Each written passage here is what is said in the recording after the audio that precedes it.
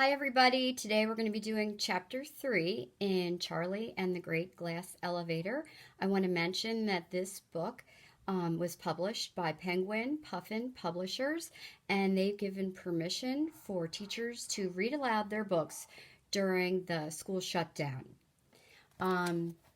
Yesterday we worked with alliteration, and that's when we met our 3 astronauts, Shuckworth, Shanks, and Scholler, and we said that alliteration is when an author uses words with the same beginning sound. It could be 2 words together or even a lot of words together, separated by a couple words beginning with the same sound.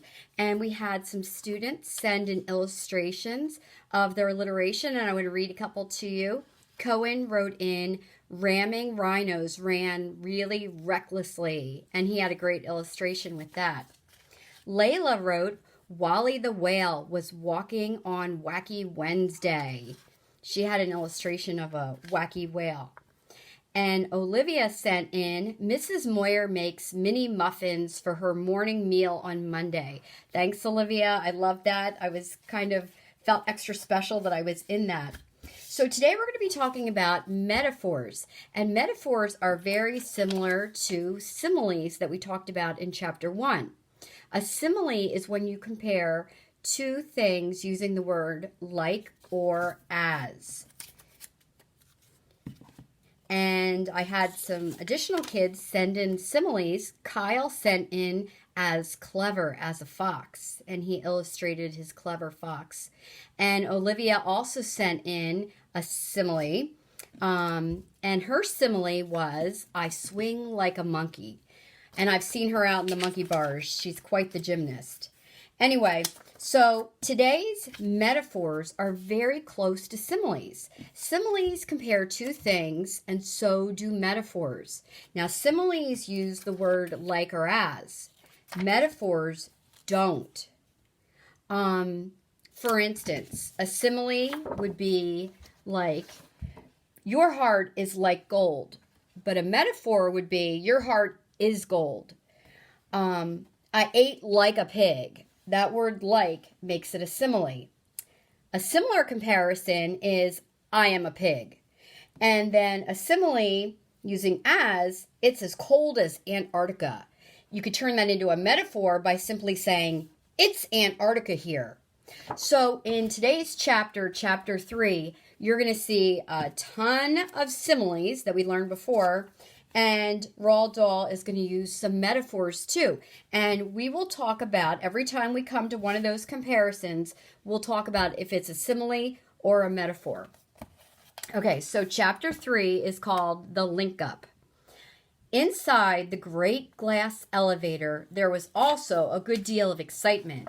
Charlie and Mr. Wonka and all the others could see clearly the huge silvery shape of Space Hotel USA about a mile ahead of them, and behind them was the smaller, but still pretty enormous, commuter capsule. The great glass elevator, not looking at all great beside these 2 monsters, was in the middle. And of course, everybody, even Grandma Josephine, knew very well what was going on. They even knew that the 3 astronauts in charge of the commuter capsule were called Shuckworth, Shanks, and Scholler.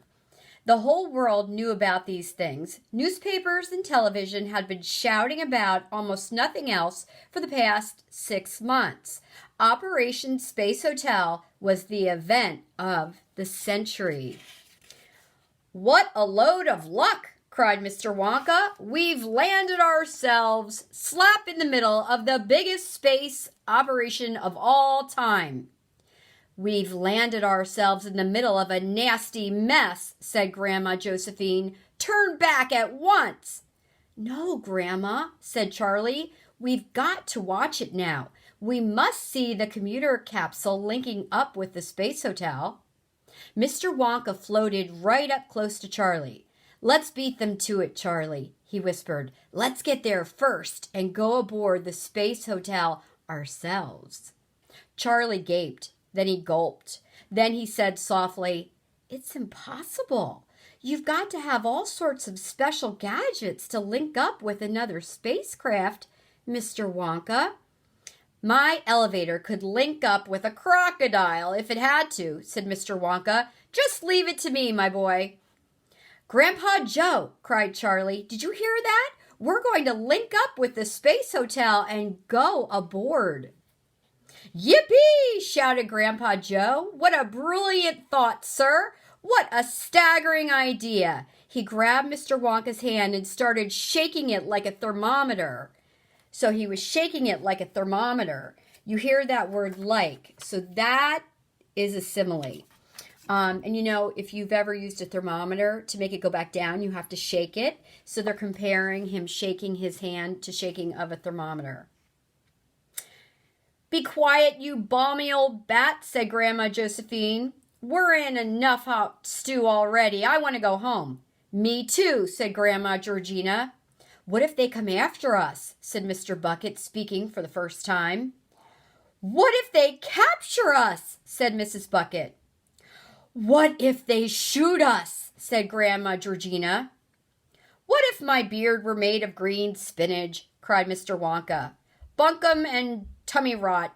You'll never get anywhere if you go about what-ifing like that. Would Columbus have discovered America if he had said, what if I sink on the way over? What if I meet pirates? What if I never come back? He wouldn't have even gotten started. We want no what-ifers around here, right, Charlie?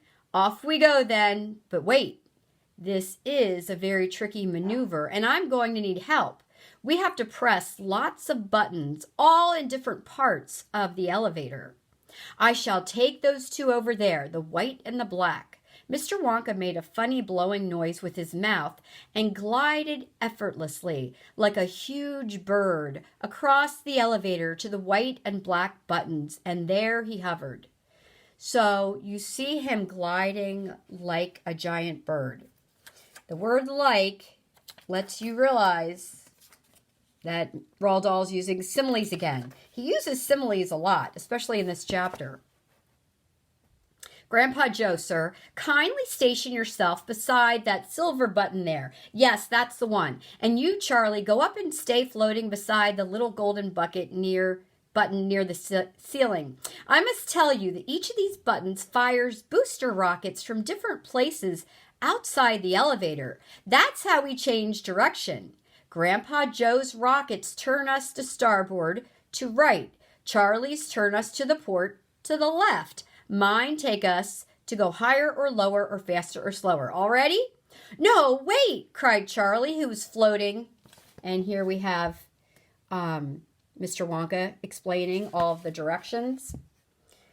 Cried Charlie, who was floating exactly midway between the floor and the ceiling. How do I get up? I can't get up to the ceiling. He was thrashing his arms and legs violently, like a drowning swimmer, but getting nowhere. So he's comparing himself to a drowning swimmer using the word like. He was thrashing his arms and legs violently, like a drowning swimmer. And you've guessed, another simile. My dear boy, said Mr. Wonka, you can't swim in this stuff. It isn't water, you know. It's air, and very thin air at that. There's nothing to push against. So you have to use jet propulsion. Watch me. First, you take a deep breath. Then you make a small round hole with your mouth and you blow as hard as you can. If you blow downward, you jet propel yourself up. If you blow left, you shoot off the right, and so on. You maneuver yourself like a spacecraft, but using your mouth as a booster rocket. And there was another simile, maneuvering yourself like a spacecraft. Suddenly, everyone began practicing this business of flying about, and the whole elevator was filled with the blowings and snortings of the passengers. Grandma Georgina, in her red flannel nightgown with two skinny bare legs sticking out of the bottom, was trumpeting and spitting like a rhinoceros and flying from side of the elevator to the other, shouting, "Out of my way!" So she's spitting like a rhinoceros. A simile. I'm sure you're thinking, when are we getting to the metaphors? Out of my way, out of my way, and crashing into poor Mr. and Mrs. Bucket with terrible speed. Grandpa George and Grandma Josephine were doing the same. And well may you wonder what the millions of people down on Earth were thinking as they watched these crazy happenings on their television screens.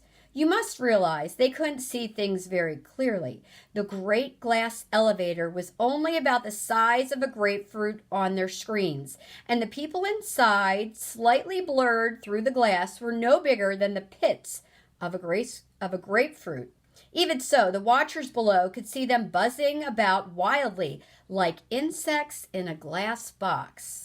So they're comparing all the people inside the elevator to insects in a glass box. And they're comparing them with the word like. So that's another simile.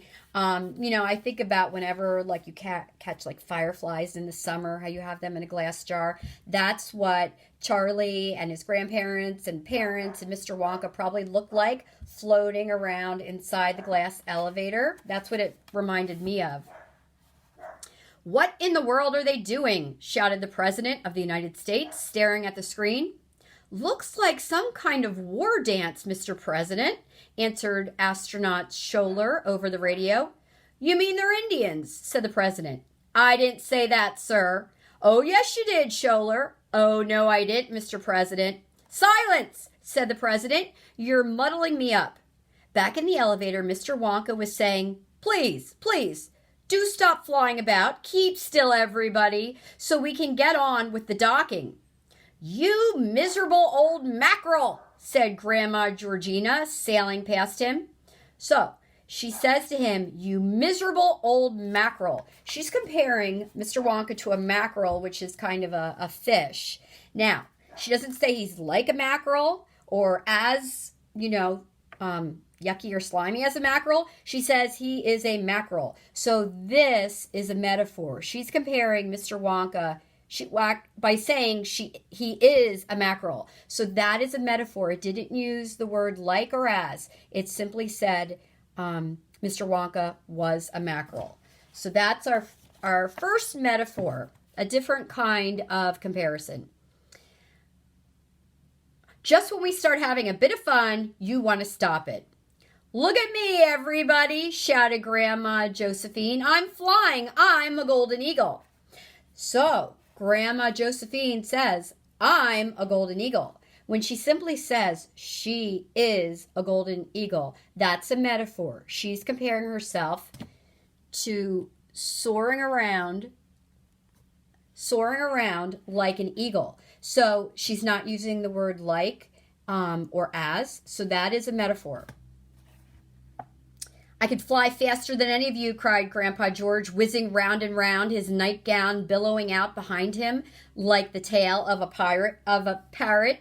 So his nightgown is billowing out like the tail of a parrot. Using the word like, that's a simile. Grandpa George, cried Charlie, please calm down. If we don't hurry, those astronauts will get there before us. Don't you want to see the space hotel, any of you?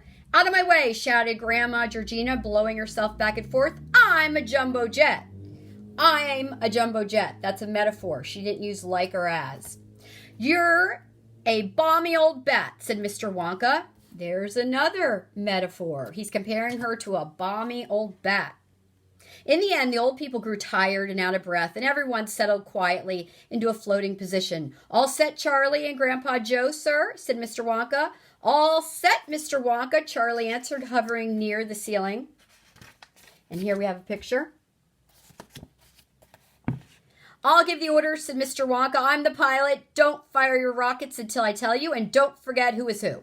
Charlie, your port. Grandpa Joe, your starboard. Mr. Wonka pressed one of his own 2 buttons, and immediately booster rockets began firing underneath the great glass elevator. The elevator leaped forward, but swerved violently to the right. Hard a port, yelled Mr. Wonka. Charlie pressed the buttons. His rockets fired. The elevator swung back into line. Steady as you go, cried Mr. Wonka. Starboard 10 degrees. Steady, steady, keep her there. Soon they were hovering directly underneath the tail of the enormous silvery space hotel.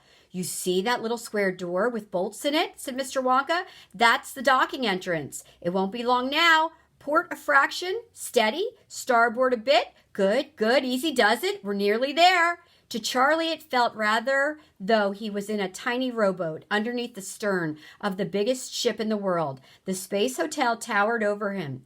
It was enormous. I can't wait, thought Charlie, to get inside and see what it's like. So, if you can, maybe write some similes and metaphors. You simply take out the like or the as to turn it into a metaphor. So, hope you've enjoyed this chapter, and next time we will get together and read chapter 4, The President. Take care. Bye-bye.